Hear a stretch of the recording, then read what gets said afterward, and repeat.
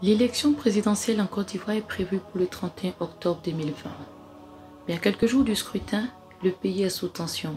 Il fait face à des troubles dus aux manifestations de protestation contre le troisième mandat d'Alassane Ouattara, président sortant. Un troisième mandat qualifié d'anticonstitutionnel. Des violences ont lieu dans plusieurs villes et communes de la Côte d'Ivoire, faisant de nombreuses victimes. L'on dénombre déjà d'énormes dégâts matériels, mais aussi une cinquantaine de morts. Une situation qui perturbe la population, qui redoute de revivre une seconde crise post-électorale comme celle qu'elle a connue en 2010. Une crise qui aura causé plus de 3000 morts. Pris entre peur et angoisse, des Ivoiriens se sont exprimés sur ces actes de violence en cours au micro du rapporteur.net.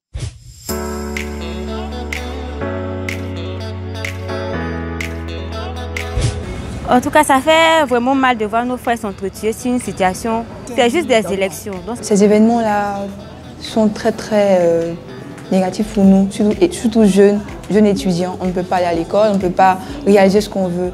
Alors ces violences-là sont vraiment à bannir. Je pense que ces violences-là sont vraiment inutiles et ça ne sert à rien.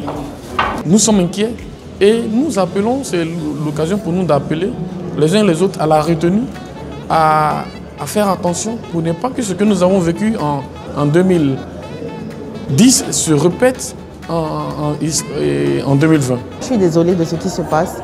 Je trouve ça vraiment dommage. Ça, c'est mon avis, c'est mon sentiment. Et je trouve qu'on n'a pas besoin de vivre une telle situation. On voit que le système politique est un peu chaotique parce qu'on a l'impression que les jeunes même s'adonnent à des mouvements qu'ils ne connaissent même pas. Parce que ces mêmes politiciens pour qui ils se battent là, ces politiciens à cause s'appellent. C'est un manque vraiment de conscience. C'est écœurant. Voilà, parce qu'après 10 ans de crise, on constate que c'est les mêmes erreurs qui se reproduisent. Alors qu'il y a un dicton qui dit que les mêmes causes produisent toujours les mêmes effets.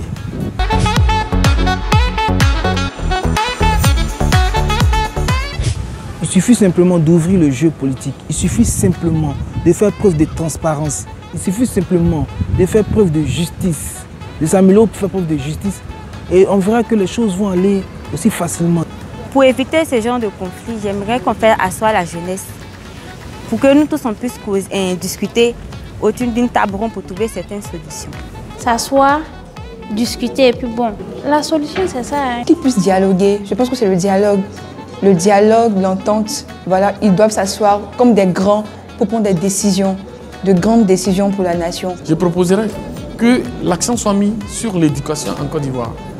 Parce qu'un ancien assistant d'un empereur chinois a pu dire qu'on n'a pas besoin d'acheter des armes pour faire la guerre.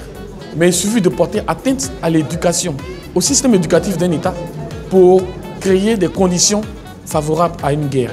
Ma proposition, ne pas se laisser manipuler et puis développer l'amour du prochain. Le prochain qui n'est pas forcément mon national, mais mon prochain, mon voisin, mon ami, celui avec qui je travaille. Comme solution, je crois que les jeunes doivent prendre conscience. La vie politique, ce n'est pas la violence, ce sont des idées. Je crois qu'on doit ensemble penser au développement du pays et non pour détruire la Côte d'Ivoire. Je vous remercie. Les Ivoiriens pourront-ils éviter le chaos qu'a connu la Côte d'Ivoire en 2010? On le saura au soir du 31 octobre 2020.